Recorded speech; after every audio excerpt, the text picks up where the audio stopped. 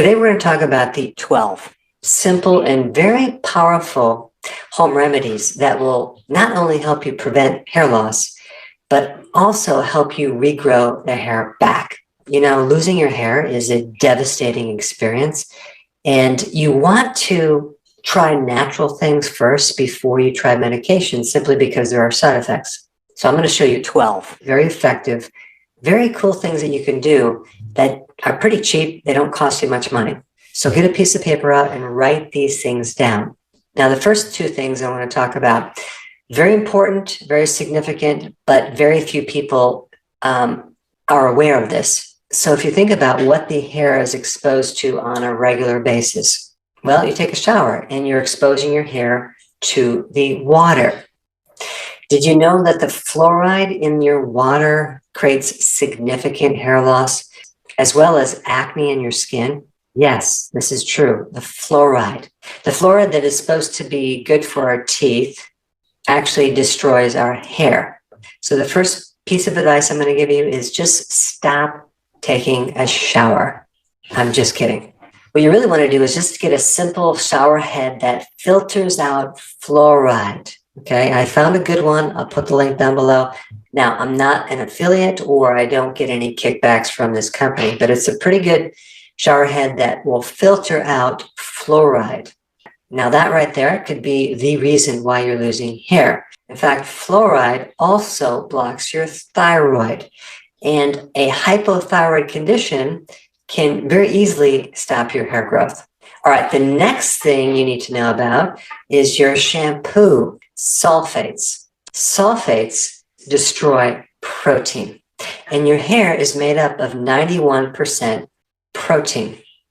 So if you're exposing your hair to sulfate shampoos on a daily basis, you're literally creating all sorts of problems and inhibiting hair loss. So you really want to make sure you get a sulfate-free shampoo. All right, those are the two things that you just need to avoid. Now, to understand hair loss, let's first look at the mechanism, how most top hair loss medications work. They basically block an enzyme to inhibit DHT, which is a powerful form of testosterone that tends to burn out the hair follicles. So testosterone turns into DHT, a very powerful form of testosterone, through this little enzyme.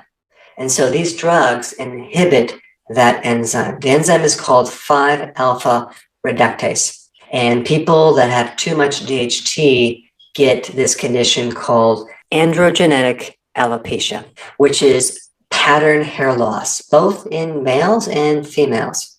All right, so now the question is, are there natural things that can inhibit this enzyme? Because, of course, the drugs have side effects. And the answer is yes. So there's a couple things you can do. Onion juice, which I put a video out on this one topic, is a potent natural inhibitor of that enzyme. So you dilute it in water, okay, like a 50-50 ratio, rub it into your scalp, and let it set for 15 minutes, and then you would wash out your hair. I put a link down below the video that I did on this topic. All right, green tea, same thing. You would make some green tea, dilute it by 50%, rub it into your scalp for about 15 minutes, then wash it out with shampoo. Now, the next potent inhibitor of this enzyme is rosemary oil. There's one study that I found that showed that this oil is comparable to Rogaine as far as the effectiveness for preventing hair loss. And so you would take rosemary oil, rub it into the scalp, and leave it on for about 10 to 15 minutes. And you would actually leave it in overnight, and then in the morning, take a shower, shampoo your hair. So rosemary oil is a potent inhibitor of 5-alpha reductase. Now, another inhibitor of this enzyme is just zinc, okay? Maybe you're deficient in zinc, like a lot of people are. So the best food for zinc is oysters. Start consuming some oysters a few times a week. But zinc is also in red meat, so you might need some more red meat. It's also in seafood, it's also in eggs, but red meat and oysters have the most zinc. Okay, now we have 5. The old-fashioned home remedy, apple cider vinegar. You don't want to put concentrated apple cider vinegar on your scalp. Okay, I'm just letting you know right now, it's going to burn your scalp. You want to dilute it, like 1/3 cup of apple cider vinegar to 1 liter of water. And you can rub it into the scalp, and it actually will help clean up some of the pores that may be filled with sebum, which is an oil that can be preventing the follicles from growing properly. And also apple cider vinegar gives a really nice shine to your hair. In addition to that, apple cider vinegar is acidic, and so is your scalp. So apple cider vinegar can help reestablish the pH of your skull, which can actually support the friendly microbes or the microbiome in your scalp. You don't want to create an environment where the outside of your skin is so sterile, because you have millions of microorganisms living on the outside of your skin helping you. And when you sterilize or clean your skin too much, you can end up with all sorts of problems, including hair loss. So this is why you want to minimize the amount of chemicals that you expose your skin to. Let's go to number 6. What if you go on the ketogenic diet and you start losing hair? What does that usually indicate?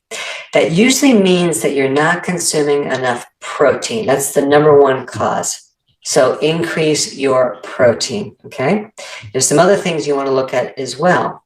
Number 1, trace minerals, especially if you are doing intermittent fasting or fasting with your ketogenic plan, because we are very, very deficient in trace minerals in our food. Trace minerals are minerals needed in very small amounts, but they're very, very essential. So either consuming food high in trace minerals like sea kelp or shellfish or fish from the ocean, and sea salt is a good one, or just get a plant-based trace mineral product, will add more trace minerals to give the hair what it needs to build. All right, the other key vitamins that are needed in larger amounts when you're on the ketogenic plan are the B vitamins. And so there are a lot of links between a B vitamin deficiency and hair loss. So you want to make sure you're taking enough B vitamins. And so nutritional yeast is a really good remedy for that.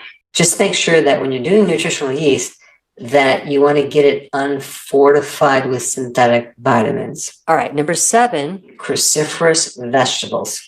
If you have too much estrogen, that can affect your hair. This is why women, when they go through their menstrual cycle, tend to lose hair. This is an excess amount of estrogen. And so one of the natural ways to help regulate estrogen is to start consuming cruciferous vegetables. Another great way to regulate estrogen would be to take sea kelp, because when you take sea kelp, you get more iodine, and iodine also regulates estrogen. Now, one more side note on that. Let's say you're menopausal and you start losing your hair. That usually is higher levels of cortisol related to stress. And if that's your situation, I put a link down below on cortisol, because that's a very, very important topic. Let's talk about number 8, selenium. Remedy would be something to support a hypothyroid condition. If you have a slow thyroid, a lot of times you'll lose hair. And one of the key trace minerals for the thyroid to support it and help convert T4 to T3 is selenium. And the best food for selenium is seaweed or sea kelp.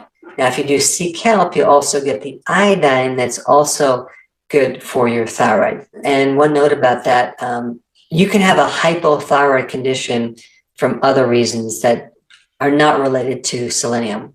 For example, you can have high estrogen. Too much estrogen inhibits the thyroid function. You could have a fatty liver or liver damage. That can stop your T4 from converting to T3. You could have gut damage from antibiotics, from eating the wrong foods, especially gluten. I would say out of all the foods that is damaging to the thyroid, it would be grains, specifically the gluten in the grains, okay? So if you have Hashimoto's, which is usually 90% of all hypothyroid cases, you definitely need to avoid gluten like the plague, because that will keep the thyroid inflamed and you're going to have a difficult time fixing that problem. Then we have 9. Increase your vitamin D. You want to get more sleep, and you want to start exercising to reduce stress. Stress is a huge problem with your hair. In fact, a lot of people, if you ask them, when did you lose your hair? After an emotional, stressful event, because you're spiking cortisol, and cortisol is very damaging to proteins. Now, a couple things you can do if this is your situation. Start taking more vitamin D. In fact, you just need to be out in the sun more if you can do that. Now, if it's winter, it's going to be a hard time, but more vitamin D can greatly, greatly help your hair and lower your stress. Vitamin D3 can act like a natural cortisol hormone, but without the side effects. It does very similar things. It's an anti-inflammatory. So to reduce stress, you want to increase your vitamin D and or expose yourself to sun.